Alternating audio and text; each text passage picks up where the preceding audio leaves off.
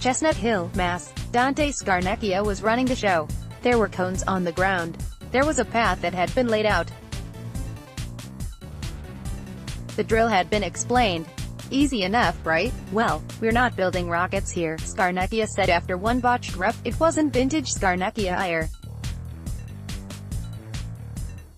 That kind of thing is likely reserved for when drills are screwed up in Patriots training camp. But it was Scarnecchia in the flesh.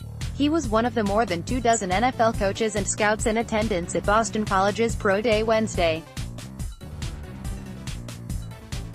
Phil Perry's Mock Draft 3.0, the player drawing most of Scarnecchia's interest.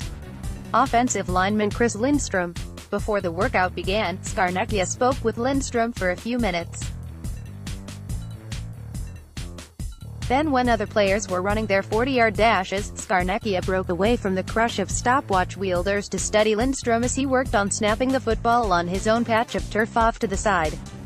The 6'4", 308-pounder played primarily right guard for the Eagles, but he's been practicing handling snaps since the end of the college season in case his next team wants to try him at center. Later in the afternoon, Scarnecchia ran the offensive line workout with Lindstrom and tackle Aaron Montero.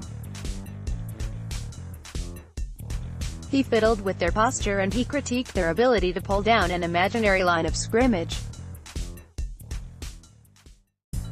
When they were done, Lindstrom and Scarnecchia walked off the field together, found a quiet spot, and Scarnecchia interviewed the first-team All-ACC selection. It was really cool to finally get to meet him, the great coach that he is, Lindstrom told reporters once their meeting was through. It was a great day. Lindstrom grew up a Patriots fan in Dudley, Mass.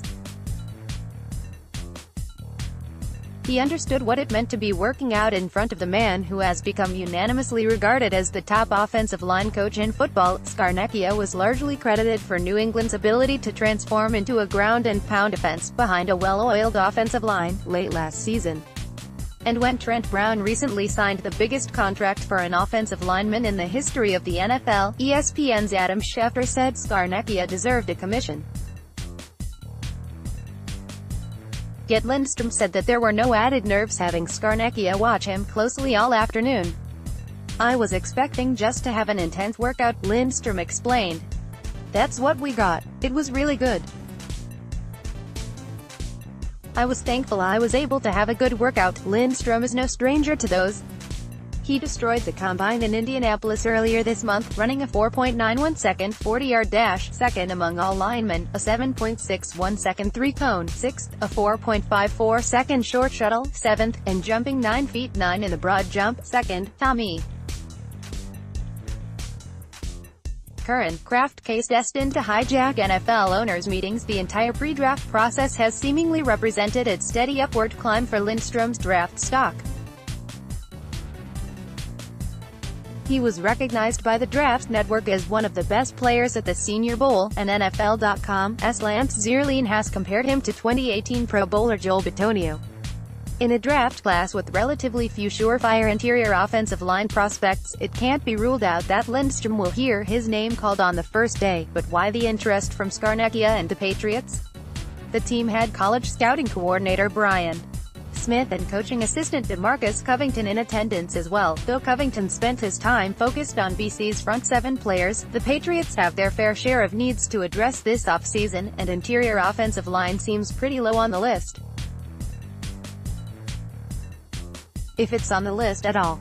Receiver remains among the most glaringly thin position groups in New England.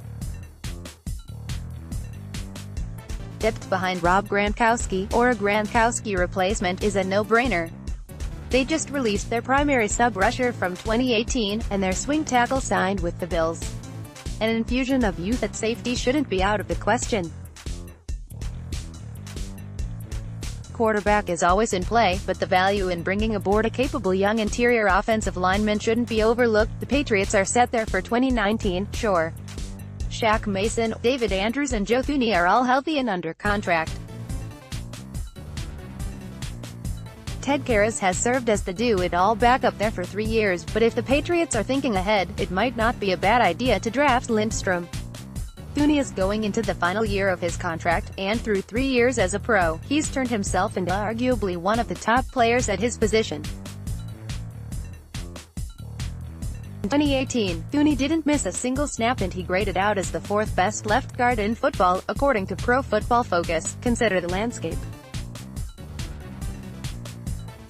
Guards are seeing their salaries rise as teams understand the importance of protecting quarterbacks against quick-hitting interior pressure, and the Patriots already have one guard on a lucrative long-term extension.